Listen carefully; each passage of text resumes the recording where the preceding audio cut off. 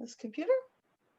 Alrighty, guys. Well, welcome to today's Let's Talk Wellness virtual meetups with the Be Well team. Here we have Sam presenting a healthy holiday cooking demonstration. The description of today's seminar is about what you eat is an important part of staying healthy.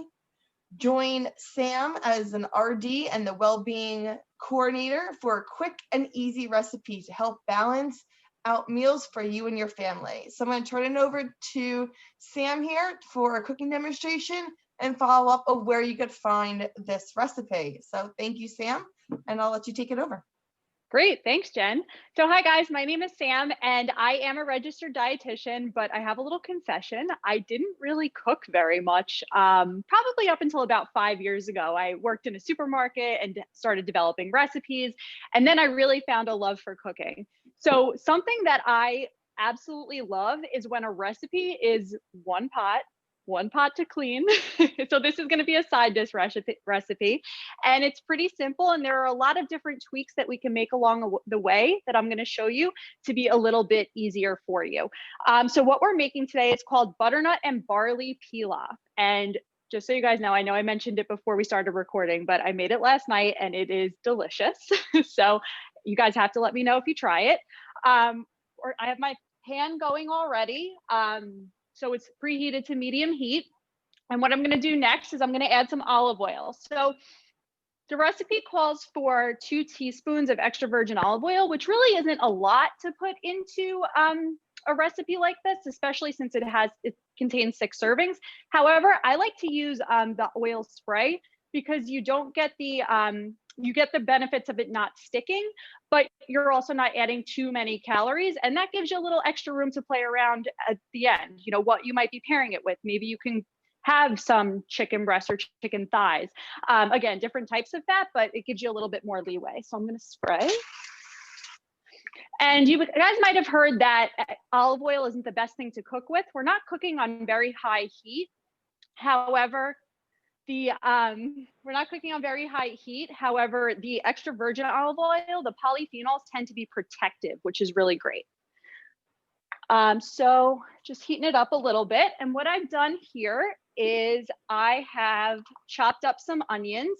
So I always kind of like to go over the difference between chopped, diced, all of that type of stuff. So I don't know if you guys can see, I'm going to try, but I'm also not very uniform when I chop. So definitely not a chef, but I'll give you guys an idea. So I don't know if you guys can see, that's about the size there that I decided to use. So I would say that's a finely chopped. And of course the pieces are a little stuck together, but they'll all move around once we get them in the pan. So I like to go by what the size of my other foods are in the recipe when I'm chopping things up. So this is just a simple yellow onion that I chopped up here. So I'm going to add that. That's our first ingredient.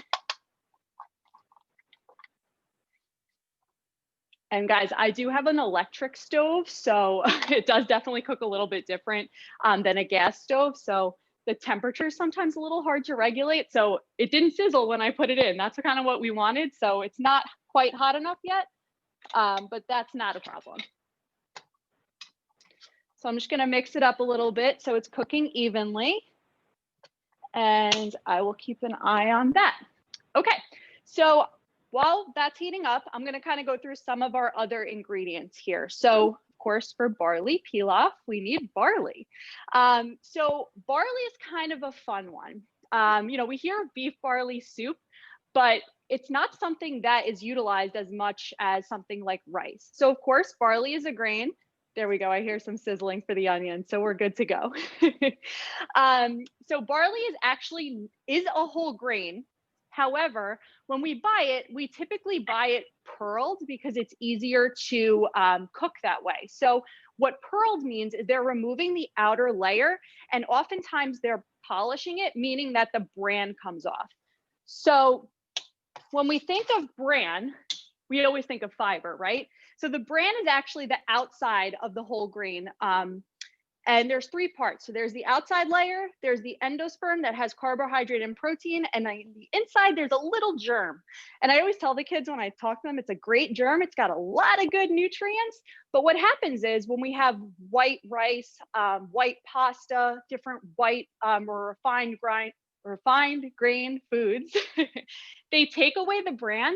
And often they take away the endosperms or the germs. So they're taking away those good nutrients from those parts, and you're left with the carbohydrates and protein. So that's why whole grains are healthier.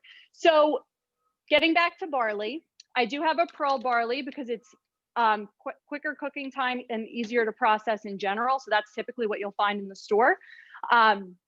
It's still a really great option. It does have the germ intact in most cases, and it's super high in fiber. So fiber is so important for helping you stay full, important for digestion, and also the fiber that is found in barley is also great for cholesterol levels. So it looks like our onions are just starting to get translucent. It smells really good in here already. You guys know that first initial onion smell is amazing. So I'm gonna put in our barley. I have measured out some low sodium broth. So whenever you're buying broth, I always recommend going low sodium.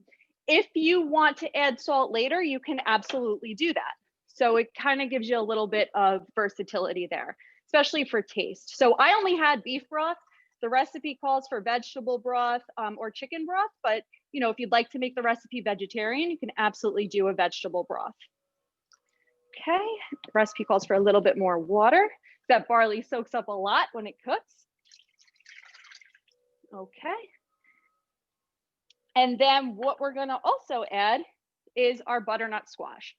So I don't know how many of you guys have ever tried to peel and chop a butternut squash. It is extremely difficult. I don't think I've ever done it actually. So what's great about this time of year is that we have the chopped product found in the supermarket almost everywhere. What I did here, again, I'm gonna talk about the size of the chop, but it was a little bigger. It was probably about double this size, and I made it a little smaller just because it is gonna cook a little bit easier or a little bit shorter cooking time, right? But you could, on the recipe, it does tell you what size you want to look for on the cubing, just for the recipe cooking time and purposes. So I'm going to add in our butternut squash. And again, we're having cooking temperature issues with my stove, so bear with me, guys. I'm going to turn the heat up.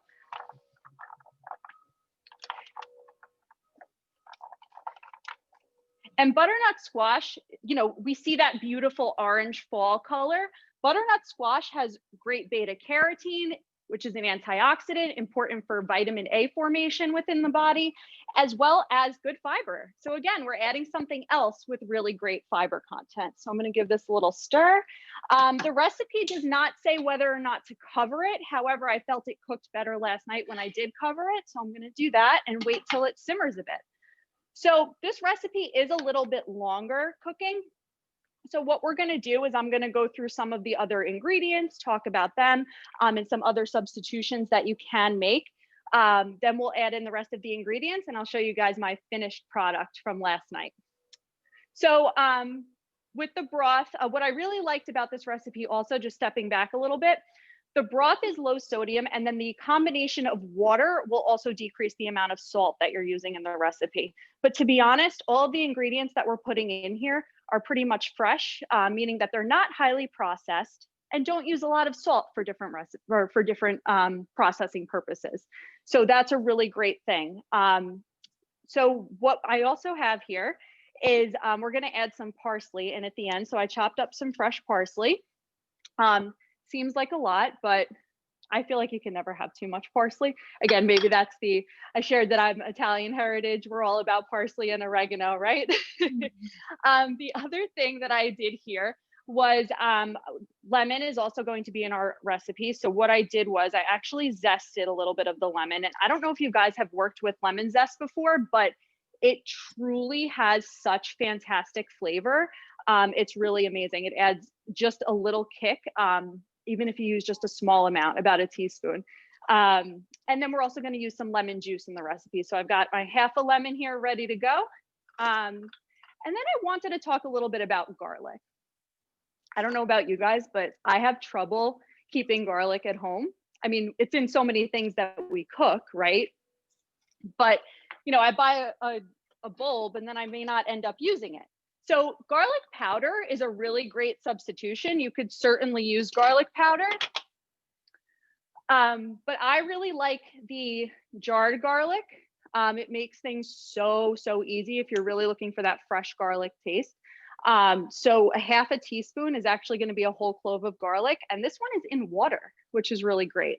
So it's a really nice thing to just keep on hand in the fridge, again, making things a little bit more convenient. And what I truly love about this recipe and recipes like this is that you can really sub in whatever you have on hand. So in the past, I've had trouble finding barley.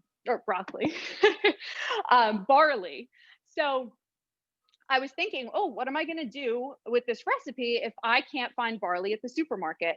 So you can always substitute in something like a farro or even a quinoa. It's just the cooking times might differ a little bit. So you just have to know what those, what it looks like when it's completely cooked down. And maybe you might have to add a little bit of water looking at the instructions on the back of the package.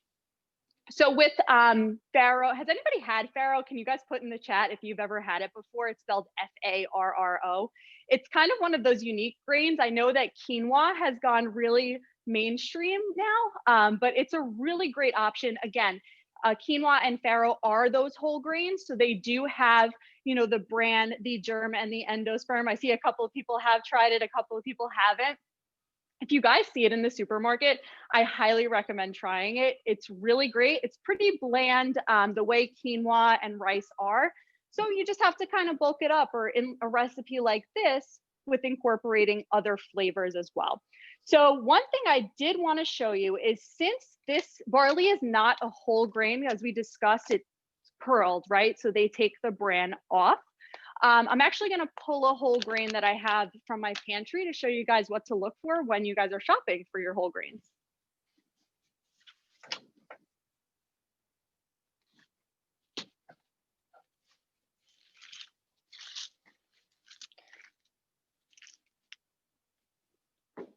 Okay. And of course, the label that I was looking for doesn't have it on it. So I will just tell you, when you're shopping for whole grains, what you want to look for is going to be a yellow stamp. That is a really simple thing to look out for on the packaging that'll tell you that your product contains whole grains.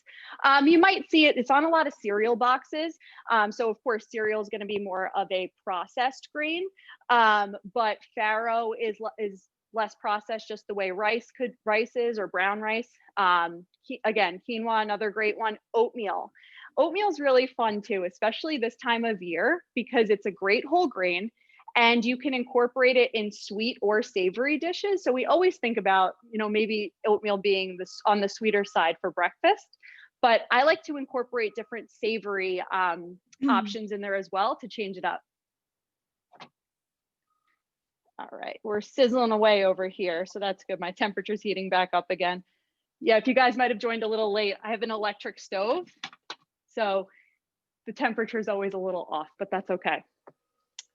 So again, whole grains is one of my favorite topics to talk about. It doesn't just mean whole wheat pasta. It doesn't just mean whole grain bread.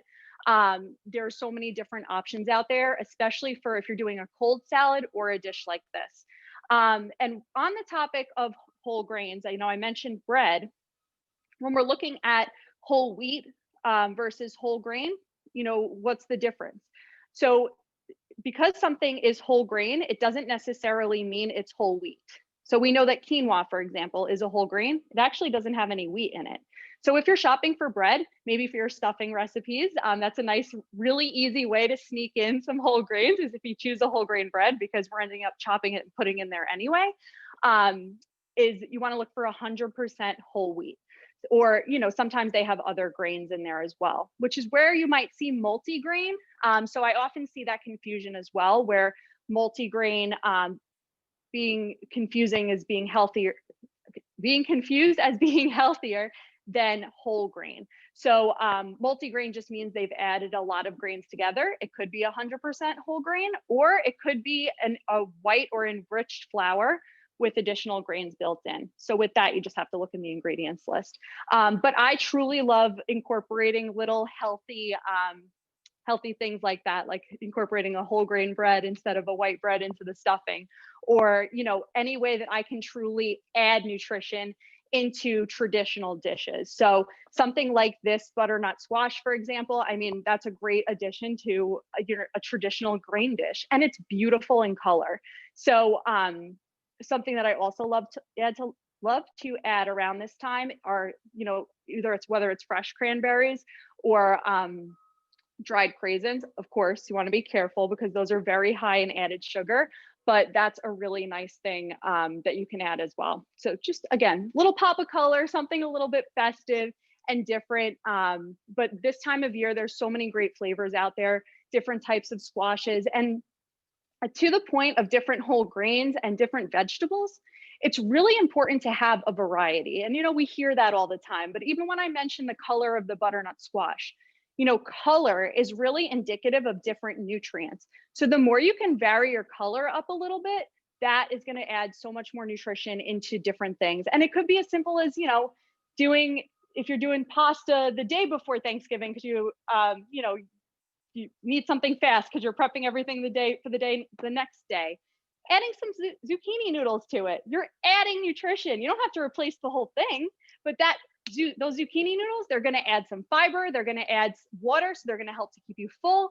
So there are so many different things that you can add to your traditional recipes without just changing the whole thing and going for a totally 100% healthy holiday. So you can truly add a lot of different nutrients into your meals to really help with that. I hear us simmering away over here, which is awesome. Okay.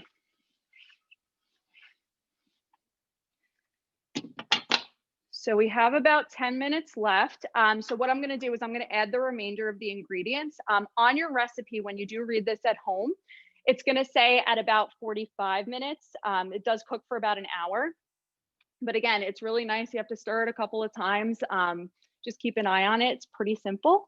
At about 45 minutes is when you would add these other ingredients. So I'm going to actually bring my pan over here so you guys can see.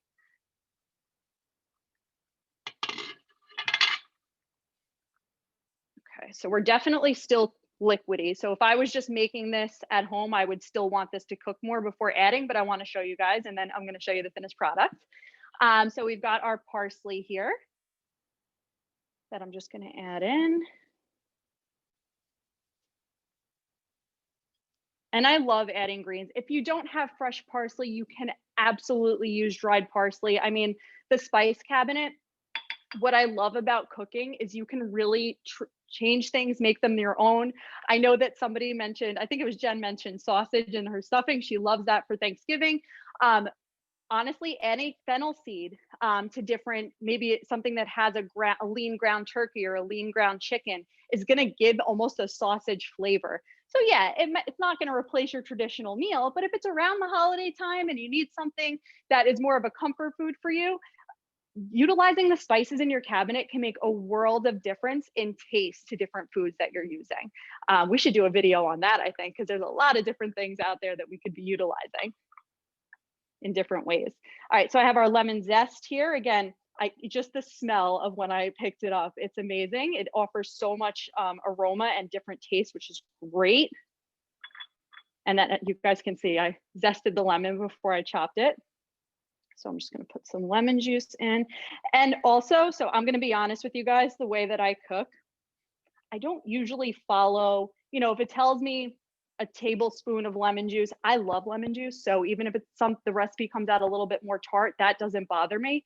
What I do suggest measuring are things that are going to add salt, sugar, a little bit more fat. That's really, really important. But unlike baking, you know how baking has to be totally exact? Cooking doesn't necessarily have to, especially when you're talking about different spices and things like that. Okay, so got our lemon juice in there. I'm going to use my garlic. And again, I told you guys, I'm Italian. I love garlic. So I'm going to do a whole teaspoon. Well, this is actually the bigger spoon, but that's okay. I'm going to put that in there. And again, the chopped garlic makes things so much easier.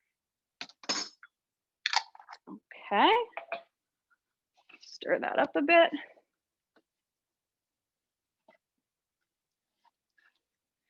And then really simply, I'm going to add a pinch of salt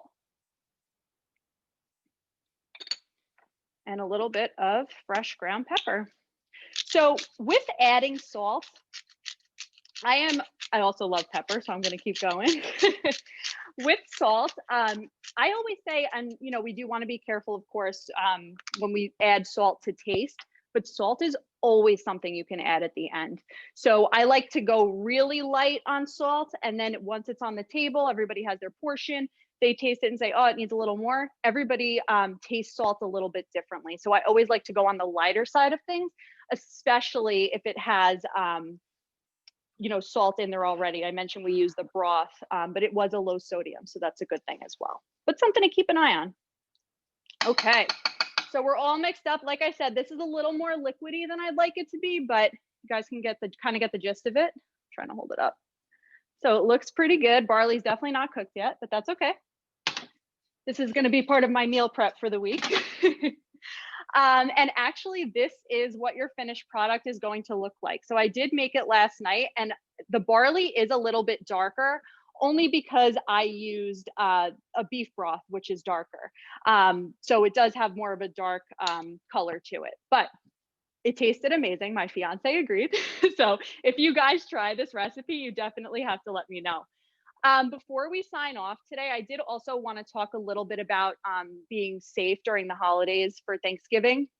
And, you know, even in preparation for this call, I did look up on the CDC's website. I highly, highly recommend going on there for information about having food at a holiday gathering. And as they say, a small holiday gathering. So if there is anybody there without, you know, that is at a different household, of course, they're recommending outside. There's a lot of recommendations on there. So definitely make sure you check it out. But a really important thing, of course, I washed my hands before we got started. We're consuming this in my household, but if I was preparing food for someone at a different household, it is recommended to wear a mask. That is very important while you're cooking, because, you know, you're talking, you're breathing. It is really, really important in order to be safe. All right, that's pretty much it for me. Highly recommend checking out the CDC, though. They have a slew of information about how to be safe during the holiday time. So definitely take a look on there. Thank you, Sam. I don't know about you, but I am getting hungry. It is lunchtime. That was fantastic. Yeah, that was fun. Thank you so much, Sam. That was fantastic. I did put in the chat the recipe of where to find that, but I also too just want to share with you of where you can find this on your own portal. So I'm just going to share my screen really quick. You guys could all see my webpage, correct? Are you able to see my webpage? Oh, nope. Yeah. Resume share. Yep. All right. Fantastic. So here is your homepage. When you log into your Virgin Pulse account, you'll see the homepage. To find the recipes and to search more recipes, you would go into programs. From there, you will go into the nutrition guide, or I should say, we'll go into all. And you could scroll right on down to Sapango. With Sapango right here, it will start right up. I will say Sapango is also known as Food Smart. So you will see Virgin Pulse powered by Food Smart, or Food Smart by Sapango. You will search recipes. And there's many different types of recipes. There's most popular just for you as you take a nutrition quiz. Healthy meals made quick. That's kind of where I'm at. I need to be quick. And there's all different types of categories of whether it's high fiber, low added sugar, and there's a lot more categories here for you to choose for recipes. I just want to highlight one other part about this, which is really, really cool. You could use the marketplace. You could also to create your meals and say this whole wheat lasagna, we could add all the items to a grocery cart. And the grocery cart and the grocery list could also too, you could start shopping, order my groceries online. Really cool, really easy. But I will show you a recipe is we did the butternut. Yep. And this is a great side dish. So I would say pairing this with a protein and even maybe a little bit more vegetable in a salad or something like that is really a great way to go with this one. Oh, nope, not this one. Sorry. That's it. Yep, that's it. Sorry. Okay, here That's we go. okay. All right, so I would add these items to my grocery cart and the 11 items. Here's my grocery list. And I could choose either picking my items up from Walmart, Instacart, or Amazon Fresh. So very simple, very easy.